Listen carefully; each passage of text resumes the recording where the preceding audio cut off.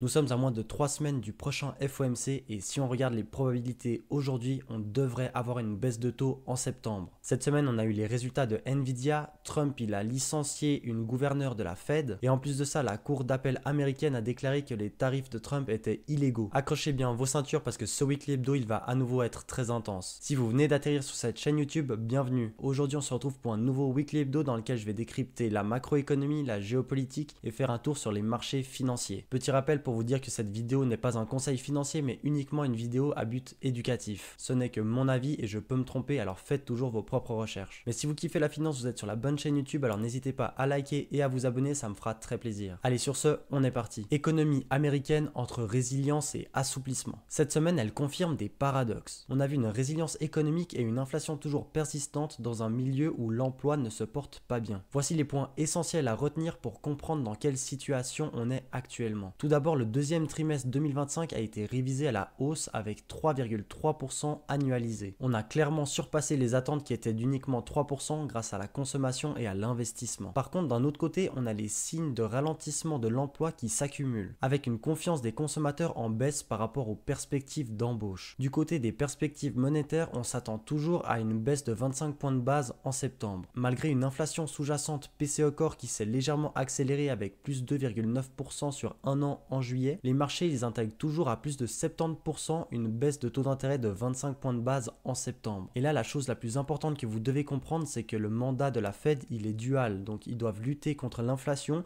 et également lutter contre le chômage. Maintenant, on se retrouve dans une situation dans laquelle l'inflation est toujours forte et le chômage, il commence à augmenter. Et ce n'est que récemment que Jérôme Powell a indiqué que le chômage représentait des risques plus importants que l'inflation. Donc, si on analyse ces propos et qu'on se concentre sur le taux de chômage qui augmente, alors Jérôme Powell devrait bien baisser les taux d'intérêt en septembre. Avec ça, cette semaine, le SP500 a touché un record historique alors que le Nasdaq, il a augmenté puis baissé en fin de semaine. D'autres indices comme le Russell 2000 ont bien surperformé et pas sous-performé comme c'est écrit. Le dollar là-dedans est resté stable tandis que l'or a signé une nouvelle clôture historique, signalant une recherche de protection. Du côté des tensions tarifaires, elles persistent toujours malgré des signes d'apaisement. On a une décision de justice qui devrait arriver pour indiquer si les tarifs de Trump sont légaux ou illégaux. Donc dans le cas où ils sont illégaux, on verra ce qui va se passer mais ils devraient être supprimés. Et puis dans le cas où ils sont légaux, ça donnera encore plus de crédit à Trump pour peut-être en rajouter d'autres. Et puis en parlant de la Fed, on a Trump qui a décidé cette semaine de virer une gouverneure. La situation actuelle elle est bloquée puisque cette gouverneure elle lutte contre son limogeage. Et puis concernant la décision finale, il va falloir encore attendre. Macro US, une croissance surprise et une inflation toujours tenace. Bon, comme je vous l'ai dit, le PIB annualisé du deuxième trimestre il est sorti à plus 3,3%, alors qu'on s'attendait initialement seulement à une hausse de plus 3%. Cette révision est portée par des dépenses d'investissement plus vigoureuses, notamment dans la propriété intellectuelle plus 12,8% annualisée, dopée par la ruée vers l'IA et une consommation des ménages meilleure que prévu avec plus 1,6% annualisé. Concernant les bénéfices des entreprises américaines, ils ont bondi de plus 65,5 milliards au deuxième trimestre, après un trou d'air de moins 90,6 milliards au premier trimestre. Ça témoigne bel et bien d'une résistance des marges bénéficiaires, avec 20,8% un niveau historiquement élevé. Pour l'indice PCE Core qui exclut l'alimentation et l'énergie, soit dit au passage que c'est l'indicateur préféré de la Fed, il a progressé de plus 0,3% en juillet, portant son rythme annuel à plus 2,9% sur un an, et ce par rapport au mois de juin qui était également élevé mais de 2,8% par an. Pour l'indice PCE global, il a augmenté de 0,2% pour le mois de juillet, maintenant l'inflation annuelle à 2,6%, un niveau qui est resté inchangé mais modérément élevé. Cette stabilité du PCE global, elle masque des mouvements opposés. Les prix des biens ont légèrement baissé avec moins 0,1%, notamment grâce à l'essence, tandis que les prix des services, ils ont augmenté avec plus 0,3% sur le mois, tirés à la hausse par les services financiers, les assurances ou encore les loyers. A noter que les anticipations d'inflation à un an par les ménages, elles sont à 4,8% pour le mois d'août. Donc les ménages, ils craignent une inflation persistante sur un an à cause de la guerre commerciale et des tarifs de Trump. Macro US, un marché de l'emploi qui donne des signes de faiblesse. Tout d'abord, on a l'indice d'activité nationale de la Fed de Chicago qui est resté légèrement en baisse à moins 0,19 pour le mois de juillet. Ensuite, on a l'indice de confiance des consommateurs du Conference Board qui a nettement reculé avec 97,4 points en août. contre, tenez-vous bien, 114 pour le mois d'avril, enfin juste avant la guerre commerciale. Et cette confiance, elle diminue notamment à cause de l'emploi qui ne se porte pas bien. Parce que oui, le marché du travail est plus difficile. La proportion des sondés jugeant les postes difficiles à trouver a atteint 20%, son plus haut depuis février 2021, et ça réduit le différentiel du marché du travail perçu. Pour l'activité industrielle, on a les commandes de biens durables qui ont reculé de moins 2,8% pour le mois de juillet. Mais les commandes hors avions civils ont quand même bondi de 1,1%. On a donc l'investissement en équipement productif qui a résisté, avec la plus forte hausse mensuelle des expéditions en plus de 2 ans, avec plus 0,7%. Le baromètre manufacturier de la Fed de Dallas est repassé en zone de contraction avec moins 1,8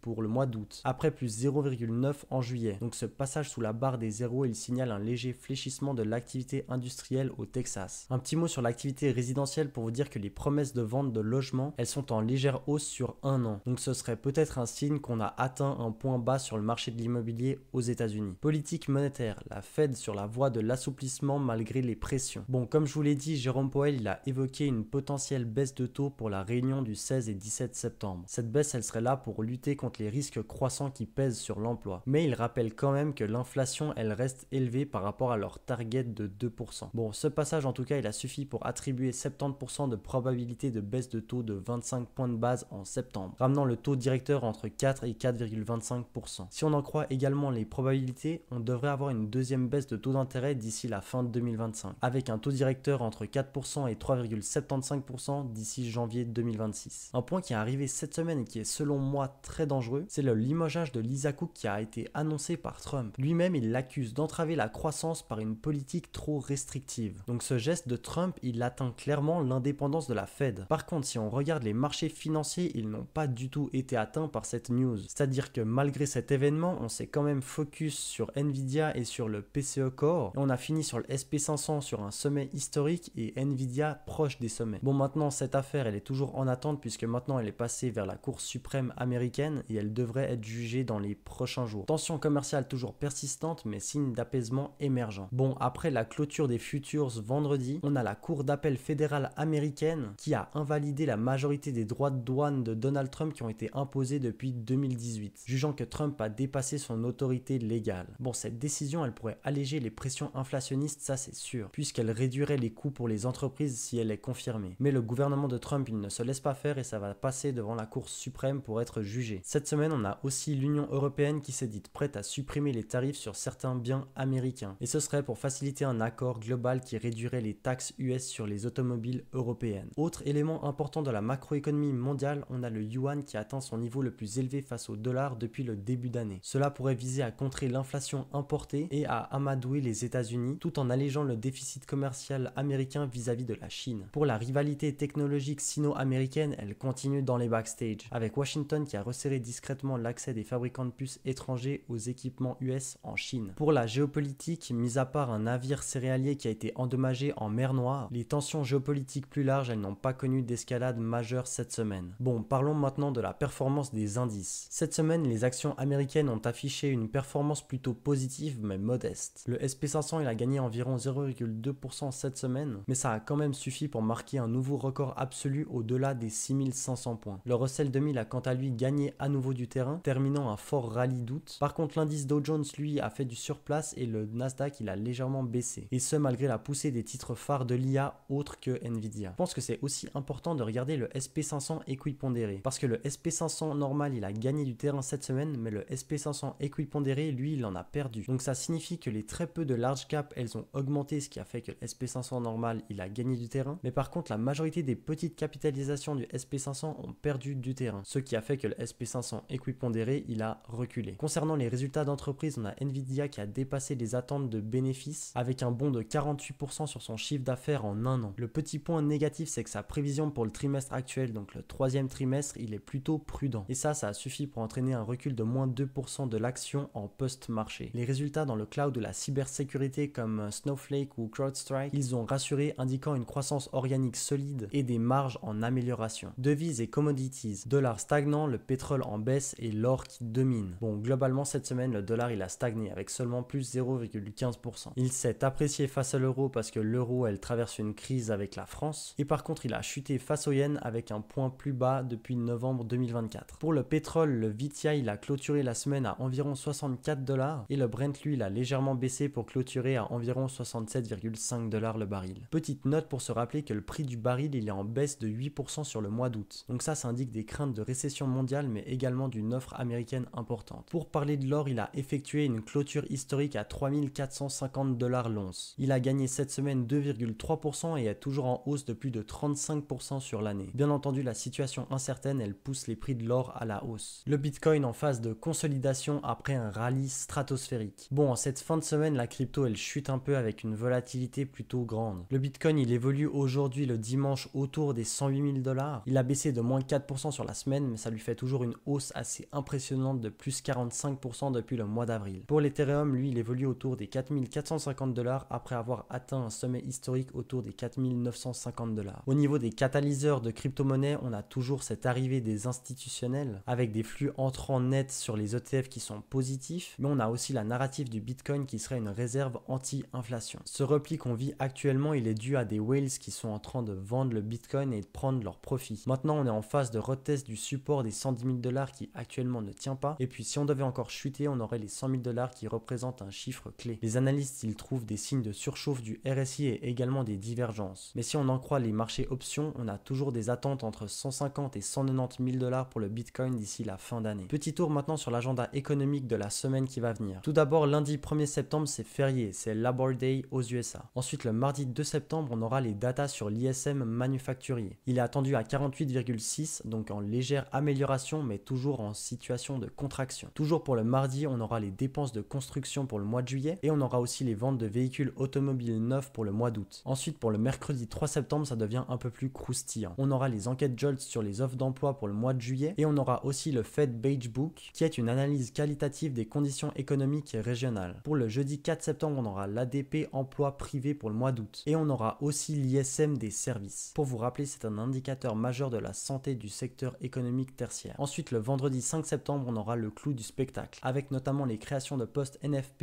et le taux de chômage aux USA. Concernant les risques et scénarios pour le futur, parce que c'est très important d'en avoir et de se préparer à l'avenir. Bon, pour les scénarios haussiers, on aurait la désinflation accélérée. Si la levée des tarifs douaniers elle a bien lieu et que l'énergie elle continue de diminuer, alors on pourrait avoir une inflation qui tend vers les 2%. Et ça pourrait pousser la Fed à baisser encore plus agressivement ses taux et ce serait positif pour les obligations et les actions. Ensuite, on pourrait toujours avoir un choc de productivité grâce à l'IA. Donc l'adoption de l'IA, ça pourrait générer un bond d'efficacité tout simplement impressionnant. Ça améliorerait la croissance potentielle sans inflation et ce serait bénéfique pour les valeurs de croissance innovantes. Ensuite, un autre scénario, ça pourrait être un apaisement géopolitique, avec un accord commercial entre Washington et Pékin ou des avancées dans le conflit Ukraine-Russie. Bien entendu, la paix et la stabilité dans le monde, ce serait globalement positif pour les actions américaines. Concernant les scénarios baissiers, on pourrait avoir une récession aux États-Unis. Si on a une accélération soudaine des destructions d'emplois, liées notamment à l'épuisement de l'épargne et au resserrement du crédit, ça pourrait faire chuter la consommation et les bénéfices des entreprises. Un autre scénario baissier, ce serait l'inflation qui persiste. Si les salaires ils continuent d'augmenter et que les effets du second tour de tarifs ils continuent de pousser l'inflation à la hausse, la Fed elle pourrait à nouveau être dans une situation où elle devrait augmenter ses taux d'intérêt et ça entraînerait une tension généralisée sur les rendements. Un autre scénario baissier, ce serait un choc géopolitique ou politique négatif. On pourrait avoir un conflit militaire majeur ou une crise politique. Bref, toute situation qui pousserait les gens à se réfugier sur de l'or par exemple. Votre focus court terme, il doit absolument se porter sur l'emploi américain mais également sur l'inflation. Parce que ces deux éléments, ils détermineront la décision de la Fed pour les taux d'intérêt à venir. Conclusion, on arrive gentiment à un point de bascule. La semaine qu'on vient de vivre, elle a confirmé une économie américaine résiliente, mais également des pressions sur l'emploi et sur l'inflation. Donc c'est très important de bien garder en tête ce qui va arriver à l'avenir. Premièrement, on a la décision de la Fed sur les taux d'intérêt en septembre. Deuxièmement, et pas plus tard que la semaine prochaine, on a les données sur l'emploi américain qui vont à nouveau arriver. Et concernant l'action stratégique, soyez prêts à une volatilité accrue. Parce que c'est sûr, plus les jours passent, plus on a des données et ces données, elles vont affecter directement la décision de la Fed. Donc autrement dit, plus on se rapproche, plus ça va valider la décision de la Fed qui est pour le moment jugée comme on va baisser les taux d'intérêt en septembre. Mais par contre, si les données qui arrivent, elles vont contre ce sentiment qu'on a actuellement, là ça pourrait brusquer brutalement les marchés. Alors pour ceux qui ont une stratégie d'investissement, gardez bien cette stratégie et tenez-la sur le long terme. Par contre, ceux qui investissent en fonction de l'économie et de la macroéconomie générale, restez bien informés et agiles. On arrive à la fin de cette vidéo, donc si vous avez kiffé, n'hésitez pas à lâcher un like et et à vous abonner, ça me fera très plaisir. Moi je vous donne rendez-vous mercredi pour une analyse technique des marchés, puisque oui, j'ai décidé d'effectuer 2 vidéos maintenant par semaine, une analyse macroéconomique qui sortirait le dimanche ou le lundi et une analyse technique qui sortirait en milieu de semaine, soit mardi, mercredi ou jeudi. Bref, d'ici là, portez-vous bien et à la prochaine, allez, ciao ciao.